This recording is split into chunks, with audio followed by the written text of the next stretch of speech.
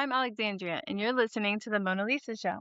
In the last episode, I spoke about how unprocessed grief doesn't disappear, it gets stored. And the systems that profit from control depend on unhealed people, because healed people ask questions. Unhealed people seek authority. Bigger isn't always better, smaller isn't always weaker. And ants move mountains together. Faith the size of a seed still moves things. Power doesn't come from size, it comes from coordination. And modern systems understand this very well. Data, attention, behavior. That's the real currency. So here's the real question. Are you living by design or by default? Because if you don't choose your purpose, something else will choose it for you. Not out of malice, out of efficiency. This isn't about fear, it's about clarity. Once you see the patterns, you don't need to fight them. You step out of them. Truth doesn't demand belief. It just waits to be noticed. And once you notice it, you don't unsee it. Before we begin, let me be clear. This episode is not about conspiracy theories. It's about power structures. It's about history.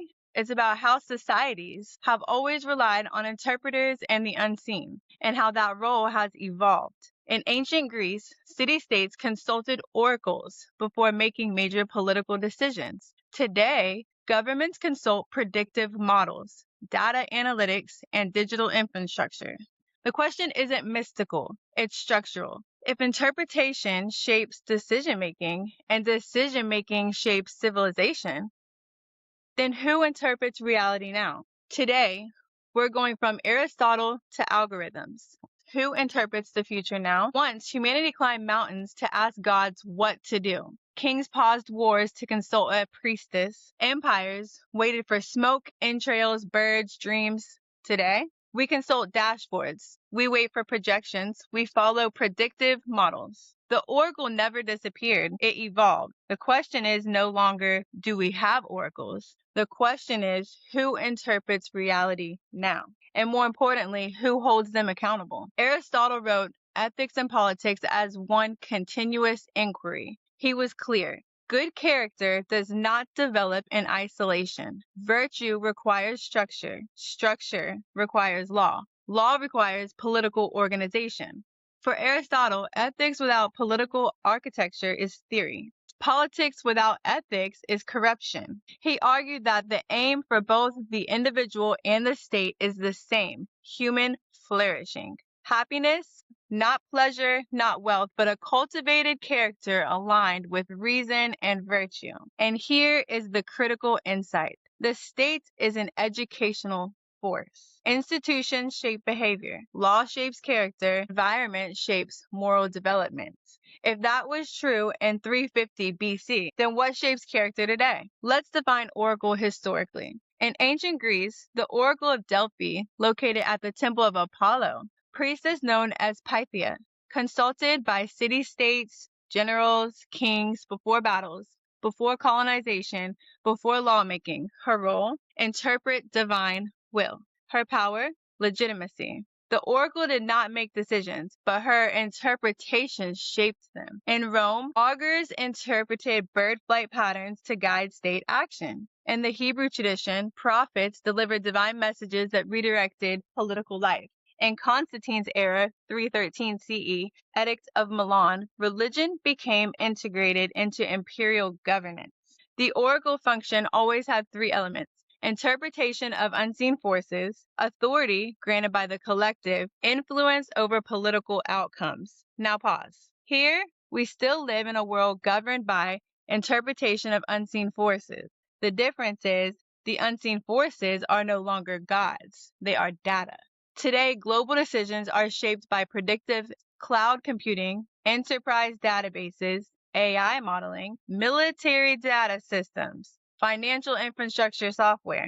Let's ground this in reality. Oracle Corporation, for example, is one of the largest enterprise software and cloud infrastructure companies in the world. They provide database architecture for governments, cloud services for defense departments, financial system infrastructure, healthcare data, platforms, AI analytics, services. This is publicly documented.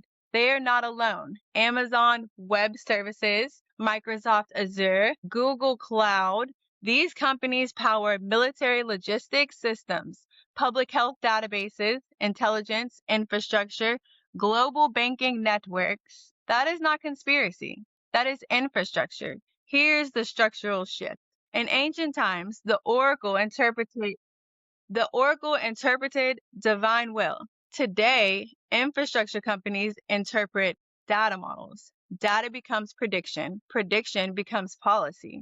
Policy becomes lived reality. So the ethical question becomes, when a corporation builds the backbone of state intelligence, defense, finance, and government, what moral responsibility follows? Modern governments rely on data analytics for policing, predictive modeling for warfare logistics, AI-enhanced surveillance, financial transaction monitoring, cybersecurity intelligence. According to publicly available U.S. Department of Defense contracts, major tech firms provide cloud services and AI infrastructure for military operations. Data is now strategic currency. In geopolitical conflicts, cyber warfare is real. Infrastructure attacks are real.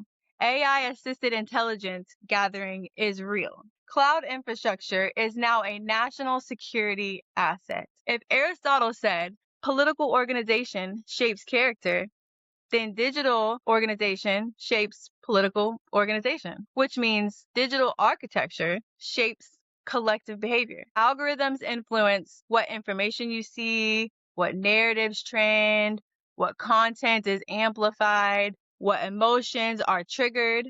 This is behavioral economics layered with machine learning. No spirits required. So by definition, spirit is breath, vital force, intelligence independent of matter, animating energy. Let's translate that metaphorically. What animates society today? Information flow. What moves markets? Signals.